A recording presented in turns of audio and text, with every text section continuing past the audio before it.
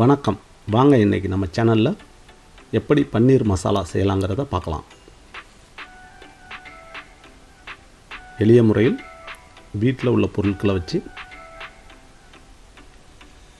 அதே ரெஸ்டாரண்ட் டேஸ்ட்டில் செய்யலாம். வாங்க. பார்த்திங்கன்னா இப்போ நான் ஒரு 1/4 kg 250 கிராம் பன்னீர் எடுத்து கட் பண்ணி வச்சுருக்கேன். அதோட மஞ்சள்தூள் மிளகாத்தூள் சேர்த்து பரட்டி ஒரு 20 நிமிஷம் அப்படியே வச்சுருப்போம். ஏன்னா நல்லா ட்ரை ஆகி அதோட சேர்ந்துடும் அந்த மிளகாத்தூள் மஞ்சள் தூள்.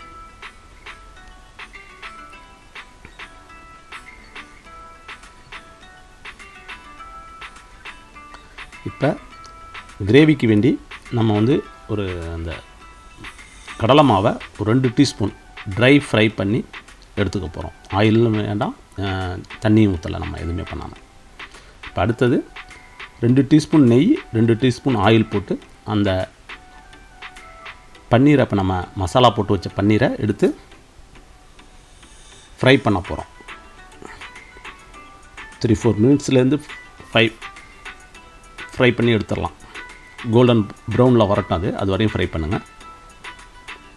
மீடியம் ஃப்ளேமில் வச்சு பண்ணுங்கள், அப்போ தான் உங்களுக்கு கருகாது. ஒரு 3 டீஸ்பூன் இன்னொரு பேனில் எடுத்துகிட்டு ஆயில் எடுத்துக்கிட்டு அதில் பெருஞ்சீரகம், பட்டை, பே லீஃப், ஏலக்காய், கிராம்பு இதெல்லாம் சேர்த்து பொரியட்டும். பொரிஞ்சதோட ஒரு 2 வெங்காயத்தை ஆனியன் சின்னதாக கட் பண்ணி போட்டுருங்க. அதுமாரிக்கே பச்சை மிளகா வேணுங்கிற அளவுக்கு சேர்த்துங்க. இப்போ நான் ஒரு பச்சை மிளகா சேர்த்துருக்கேன், காரம் அதிகம் வேண்டாங்கிறதுனால நீங்கள் எவ்வளோ வேணுமோ 2-3 எப்படி வேணுமாலும் சேர்த்துங்க. காரம் வேண்டும்னா நல்லா வெங்காயம் வதங்கட்டும். அதில் 1 டீஸ்பூன் ஜிஞ்சர் கார்லிக், அப்புறம் 2 தக்காளியை அரைச்சி அந்த பேஸ்ட்டு ப்ளஸ் ஆனியன் அரை வெங்காயம், அதாவது வெங்காயத்தோட பாதியை அரைச்சி அதையும் சேர்த்துருக்கேன். அதில் நல்லா அதை வதக்கிட்டு இப்போ அதோட கடலைப்பருப்பு மாவை ஃப்ரை பண்ணதையும் கொட்டி கலக்கிடுறோம்.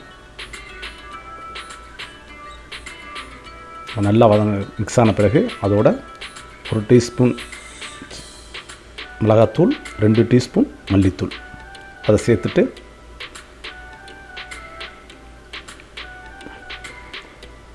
1 கப் வாட்டர் சேர்த்துங்க. சேர்த்து நல்லா மிக்ஸ் பண்ணுங்கள்.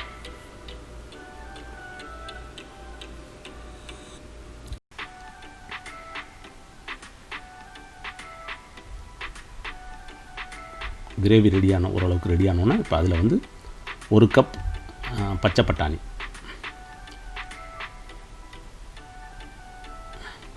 பச்சை பட்டாணி நல்லா வேகட்டும். 3-4 மினிட்ஸில் வெந்துடும். அது வெந்த பிறகு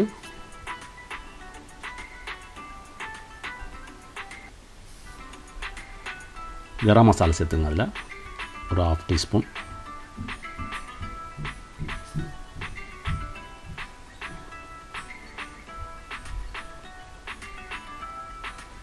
நல்லா கொதிக்கட்டும். கொதித்த பிறகு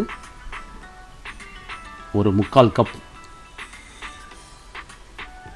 மில்க், அதாவது பாலை நல்லா கொதிக்க வச்சு அதில் ஆட் பண்ணிடுங்க. மறுபடியும் நல்லா குக் பண்ணுங்கள். நல்லா குக் ஆகட்டும். அந்த கிரேவி இப்போ மிக்ஸ் ஆகி வரட்டும். இப்போ பன்னீர் கொதிக்கிறப்ப நம்ம பன்னீர் ரெடி பண்ணோம்ல, அந்த பன்னீரை இப்போ இதோட ஆட் பண்ணுங்கள். பன்னீர் ஆல்ரெடி நான் ஃப்ரை ஆகிருக்கும், இருந்தாலும் இதோட சேர்த்து அந்த கிரேவியோட மிக்ஸ் ஆகட்டும்.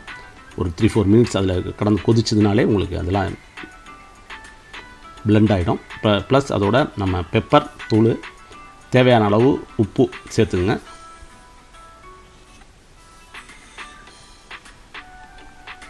சேர்த்துக்கிட்டு கொதிக்கட்டும்.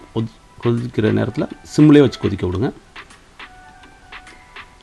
இப்போ அதில் நம்ம கொத்தமல்லி, பச்சை கொத்தமல்லியை இலையை நல்லா சின்னதாக வெட்டி அதில் தூவிட்டிங்கன்னா உங்களுக்கு பன்னீர் மசாலா உங்களுக்கு ரெடி ஆகிடும். வீட்டில் செஞ்சு பாருங்கள். என்ன பன்னீர் மசாலா சூப்பரா? வாவ், சாப்பாடு சூப்பர்.